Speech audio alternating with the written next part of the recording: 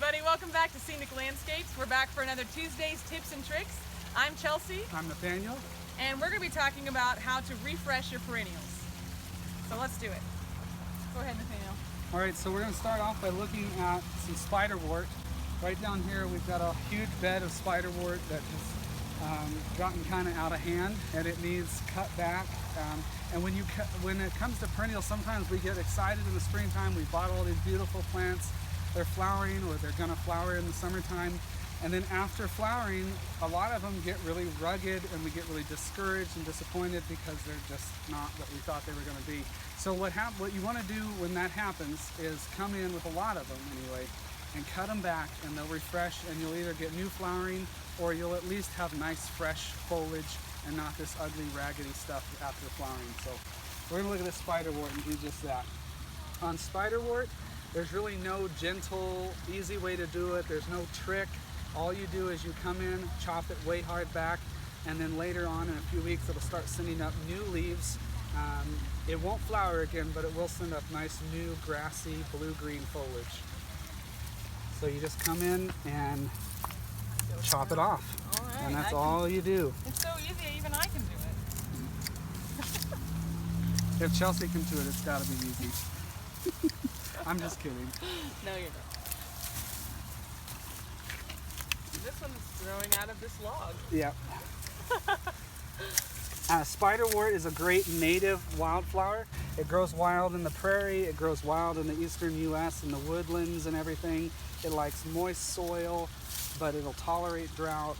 It likes part sun, but it'll tolerate shade or sun. It's just an easy, hardy plant, and it's also really pretty in the springtime and early summer when it's flowering. And we have it here at Scenic, Yep. so you can come and buy some. And it does spread from seed. That's how we got so much in this area. We tend to let things go wild and natural here, but if you don't like that look, if you don't want a big, huge mass of it, then you just pull it up where you don't want it, where it comes up from seed. Which we've already done that over here. It was growing everywhere, so we just pulled it right out, and it wasn't too hard either. No. All right, we have some. Oh, look at that! It's a daylily growing up in there. Daylily, who would have known? Growing in the middle of this. Which daylilies are in bloom right now, but when they're done blooming, sometimes their foliage gets real ugly too. You could do the same process. Instead of painstakingly pulling all the yellow leaves out and clipping each bloom spike, you could literally just take hand pruners, shears, or even your weed eater, whack it down, it'll refresh.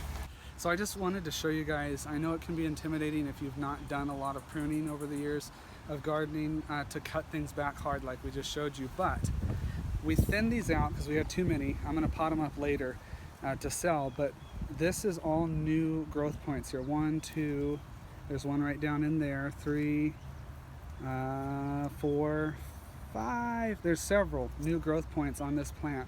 So when this gets cut back like we did up there, all of that's going to do is encourage that plant to send those new points that are ready to go, but they don't need it yet because they have all this foliage. You remove that foliage, the plant says, oh, I have nothing to photosynthesize with, and boom, it starts sending up new growth, and it'll be fresh and clean and nice looking. So don't be scared to cut things back. There's growth down underground that you can't see that will start coming up once you cut it back.